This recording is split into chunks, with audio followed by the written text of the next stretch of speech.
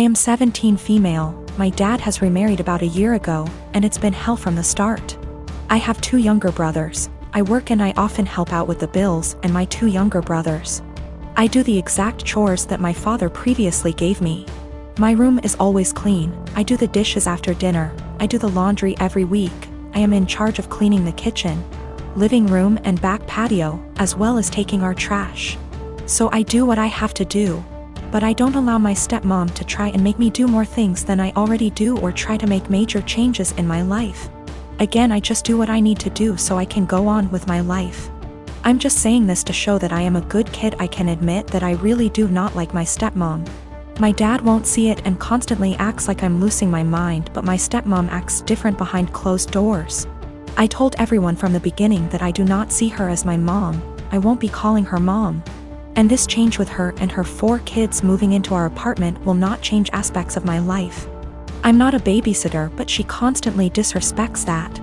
I'm not sure why, but she loves trying to punish me, which I don't let her do. Again, I don't need disciplining. I'm just not happy anymore, and I'm done putting on a smile to please everyone of overworking myself to feel proud of. So I do what I need to do and everyone can leave me alone. She constantly tries to make me do more than I already do, go as far as to clean her bedroom, bathroom, pick out her kids' clothes, buy them clothes, and gets angry if I say no. The other day she tried coming to me telling me to call off of work to watch her kids. I told her that I won't and I am not a babysitter. Her kids are all twins, 2 of them 14, 2 of them 15. She told me that she wasn't asking me, and if I'm not there I lose my phone, car, and laptop.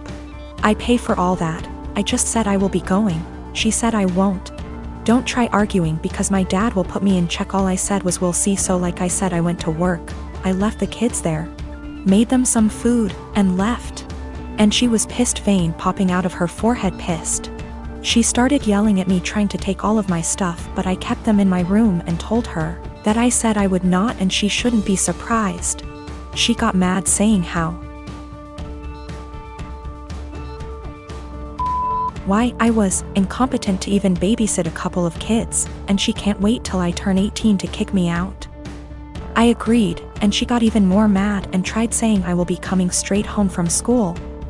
At this point I just accused her of being a sadist and thriving off of watching people suffer.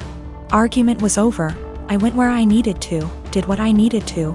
But my dad and her have given me the silent treatment and won't even leave dinner there for me. I travel for work and my employer allows me to spend up to $100 / day on food. If I don't use it, I don't get to pocket the money. When traveling, I make sure to use the full $100 every day, so I'm eating very well. My wife is upset with me because I get to eat out for every meal at least 2 weeks a month. She says it isn't fair and I should just go to the grocery store and bring back food to my hotel. I've explained to her that it doesn't make sense since I don't get to keep the money if I don't use it. Every evening when I call her, she wants to know exactly what I ate. She can see the credit card statements reimbursed by employer, so she knows how much I spent. She'll see I spent $75 on dinner and start freaking out about how wasteful I am. I take her out for dinner at least 2 times a week when I'm in town, and she goes out several times a week with friends when I'm not in town. This whole thing just seems irrational, and it is really putting a strain on our relationship. I haven't gained any weight and am in great shape. I focus on quality of food much more than quantity. Most hotels have a small gym and / or a pool. I can't buy groceries or gift cards to bring home. It is against policy. I submit pictures of the receipts, so this wouldn't work. I track all my expenses and submit receipts for reimbursement weekly. I float the money for 7 days max. Usually I have around $3,000 to $4,000 in expenses per week, which we can make work without any issues since I pay for all my food, airfare, hotels, and car rentals myself. I collect an enormous amount of points and other perks. These points allow me to go on at least 2 vacations a year with my wife for next to nothing. We went to Spain early this year for 2 weeks and spent under $400 for the entire trip. Not using a company card is one of the best perks. Using a different credit card is not on the table. My wife and I have all our finances together. We both think it's important to be 100% transparent with money. We don't have any kids. She started a business selling Mary Kay a few years ago. She is working really hard to expand and find new customers. She likes the idea of being her own boss, and I try to do everything I can to support her. I'm rarely gone for 2 weeks at a time. Sometimes I'm gone for only 2 days.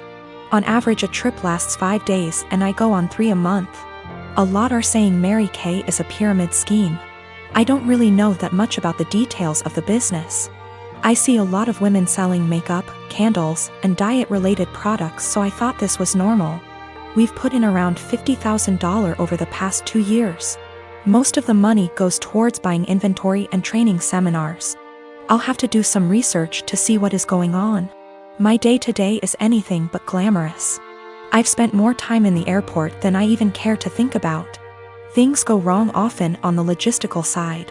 My work can be very stressful, but I've gotten very good at managing the workload.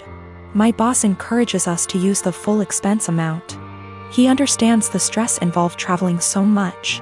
He's actually working on increasing the amount to $140//day because of inflation. My husband and I come from the same background. The only difference is that his mother isn't of that ethnicity, so he wasn't raised in the culture like I was. When we started dating, I helped him reconnect with his roots. This eventually led to him reaching out to his estranged father's family and becoming close with them. I think my mother-in-law has sort of held that against me ever since. Throughout the course of our relationship, she has made multiple comments about how she doesn't like the amount of emphasis I put on my heritage. When we told her I was pregnant with twins, she later said something about not wanting her future grandchildren to care about that stuff like I do. I've learned to ignore her comments because trying to explain myself to her has never helped. And I try to avoid conflicts whenever I can. My husband and I decided that the babies would have a first name from our culture, and their middle name would be a typical American name. My parents did the same thing with my name too, so it was just a continuation of that tradition. My mother-in-law ended up seeing texts between me and my husband where we said the middle names. But she assumed that we were talking about first names, so she went out and got the babies matching sweaters, with the names printed on the front of them. She showed the sweaters to me after they arrived. And I thanked her for the gift but didn't correct her on the fact that those were the middle names. I was sort of peeved that she had snooped through text messages to try to find out the names before we told her anyway. So I didn't want to give her their first ones on top of that. Last night when she was over at our house, she told me how relieved she was that we had chosen normal names for her grandchildren, and not a ridiculously difficult to pronounce name like mine. My husband asked what she was talking about. She repeated herself and he told her that actually, the babies did have names just like mine and he expected her to learn to say them. She brought up the text messages and the sweaters she bought, and then my husband explained our plan for their names. She got really pissed at me after that.